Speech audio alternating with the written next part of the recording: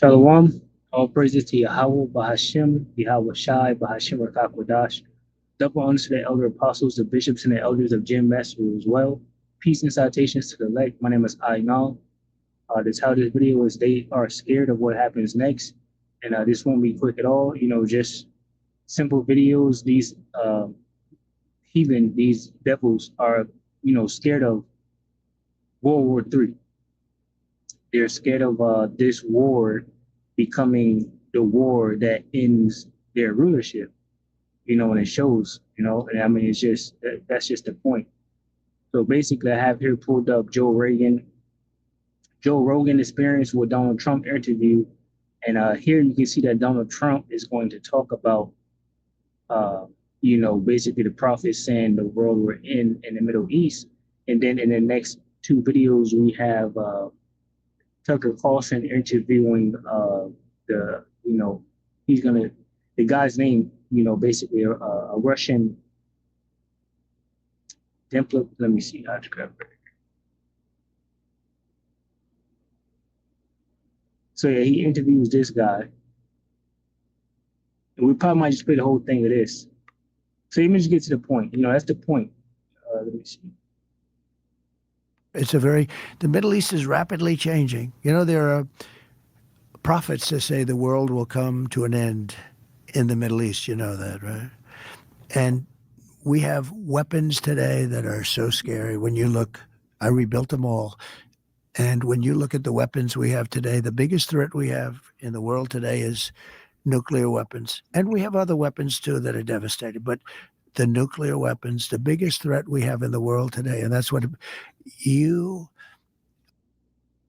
Right. And the nuclear weapons is so devastating because this is going to be the weapons that destroy, basically, Babylon the Great is going to be destroyed, and then the land of Israel. Like I said, I don't want to make this long. I'm going to grab this real quick. But these weapons have the capabilities to destroy, vast amounts of land in a short period of time, right? And that's the problem, right, that they have. Isaiah 54:16, it says, "Behold, I have created the smith that bloweth the coals in the fire, and that bringeth forth an instrument for his work. And I have created the waster to destroy." Right? So the Most High Yahweh Bahashim Yahushai allowed these devils to create these nuclear weapons that they have now. And these weapons are going to be the weapons that, bring the destruction ultimately to Babylon the Great and also the land of Israel. It's going to be done by the hand of the ruler of Russia, right? Whoever it may be right now is Vladimir Putin, right? So that's the point.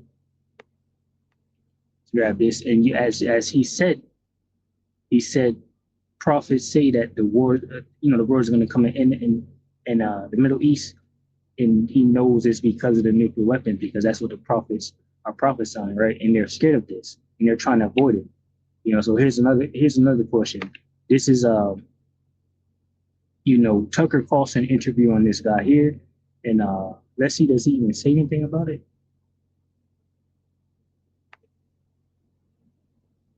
Yeah, I don't know. I don't remember this guy's name, but he's basically, let's just say, Vladimir Putin's right hand man. Let's just say that. He's up there right next to him. He's Vladimir Putin's mouthpiece, right?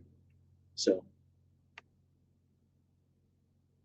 Minister Lavrov, thank you for doing this. Do you believe the United States and Russia are at war with each other right now? I wouldn't say so. And in any case, this is not what we want. We would like. So he said he wouldn't say so in any case, and then he's going to go on to describe it as a hybrid war. They're trying to avoid this war because this war, World War III, leads to nuclear destruction, right? But, they can't avoid it.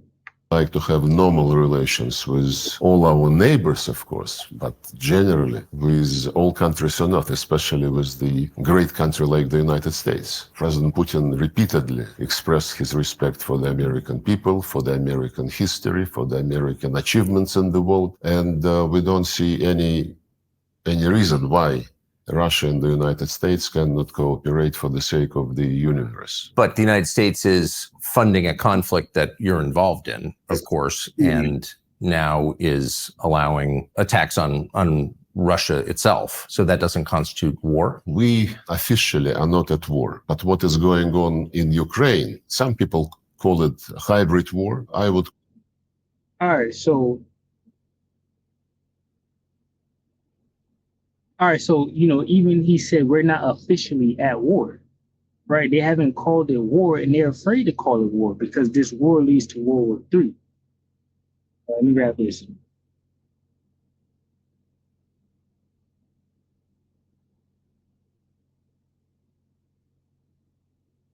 This is Psalms 55 and 20. I'll grab it real quick.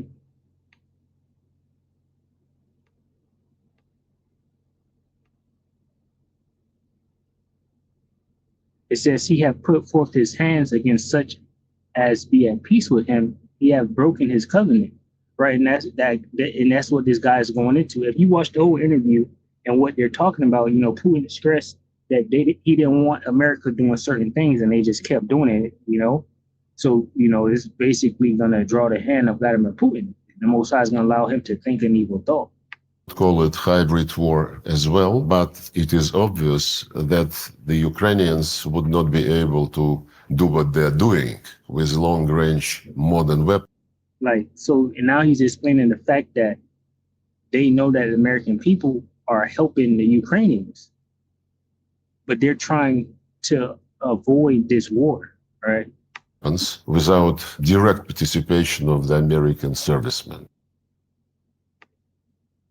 And so I was looking for this video here. I was looking for a point where that I was totally determined, monomaniacally dedicated. I was looking for where Putin said that he wasn't going to cause the holy war. I believe he said that, but I couldn't find it. But here's the next best thing I found as a video for my point. Поскольку здесь присутствует посол You государства. have to read it. I'll read it.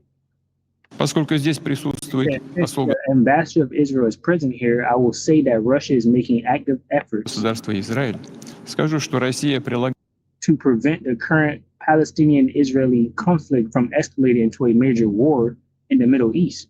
And that's the whole point right there, because I'm going to get the scripture where the least of the flock is going to draw them out. Like, the whole world is trying to avoid this war, right? Basically, they're not.